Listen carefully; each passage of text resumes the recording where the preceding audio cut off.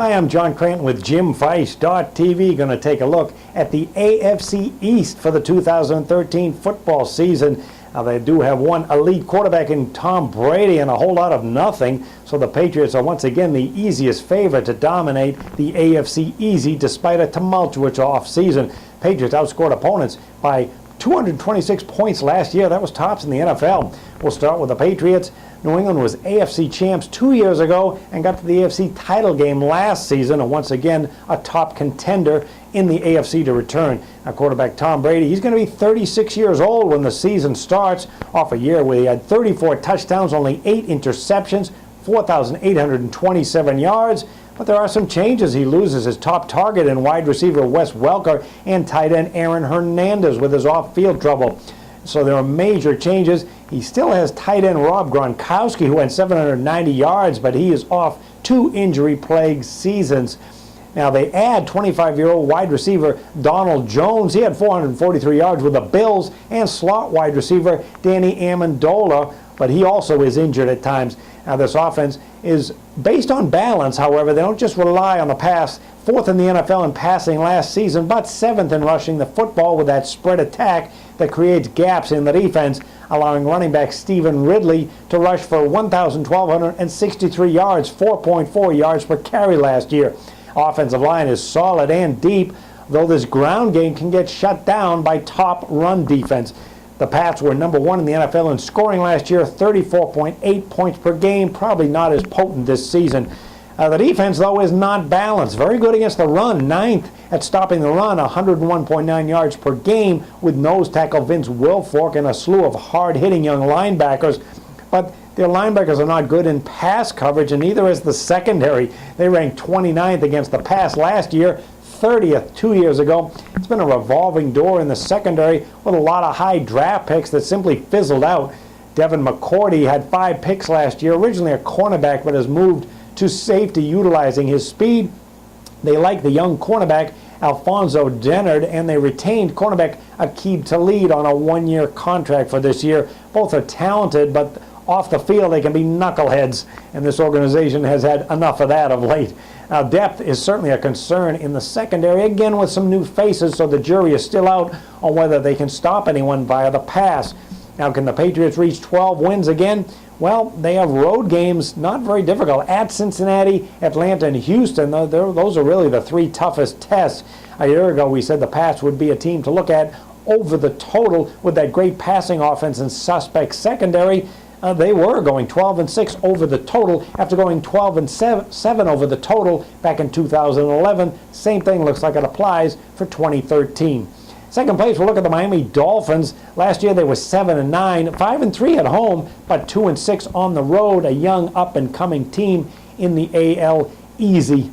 They think quite a bit of quarterback Ryan Tannehill. He last year as a rookie, 12 touchdowns, 13 picks, 3,294 yards. They also think very highly of Steelers wide receiver Mike Wallace because they gave him a boatload of money to join the Dolphins. He's going to be 27 years old when the season starts. He caught 64 passes for 836 yards. Kind of speedy, deep threat that the Dolphins can use. Miami was a short, safe passing offense last year. They ranked 26th in passing, 17th in rushing. However, Wallace is the kind of guy who can go deep to open up the middle of the field for wide receiver Brian Hartline. He had over 1,000 yards receiving, and new tight end Dustin Keller.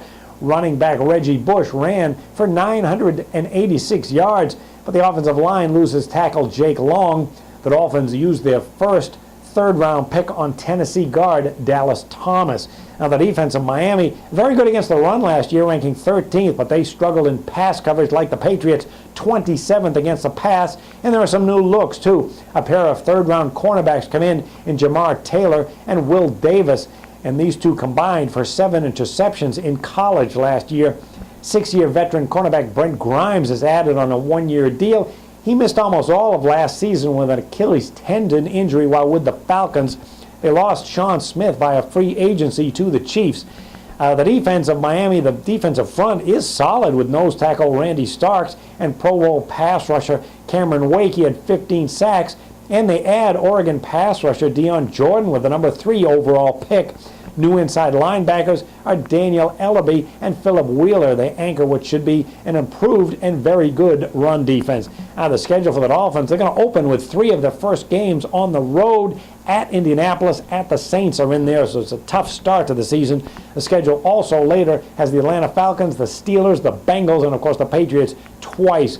As much as they like Tannehill, this offense ranked just 27th in points last year, 18.1 points per game. Miami brings a 9-2-1 run under the total into the new season. Go back the last 2 years, they were on a 24-9-1 run under the total. Third place, have to look at the New York Jets. Jets, how about Joke? Boy, Rex Ryan and Mark Sanchez and the Jets, they've been a bit of a joke last season, letting their mouths do the talking instead of their play on the field. They're off a 6-10 train wreck season where they decided to get back to running the football. Of course, it's an age where all the rules favor the passing game. Both Sanchez and Ryan kept their jobs this offseason, but the two are really bound for their hip for better or worse. Now the Jets, they had kind of a salary cap purge this offseason, letting go of veteran players. The biggest was cornerback Darrelle Revis. They used the draft to replace him with cornerback Dean Milner from Alabama, and Missouri defensive tackle Sheldon Richardson was the number 9 and 13 picks in the draft. So Rex Ryan has some young defensive personnel to work with, overhauling a unit that got old and soft very fast. The Jets were 26th at stopping the run last year, a whopping 133.6 yards per game allowed. But what about this offense? It was a complete disaster under one-and-done offensive coordinator Tony Sparano.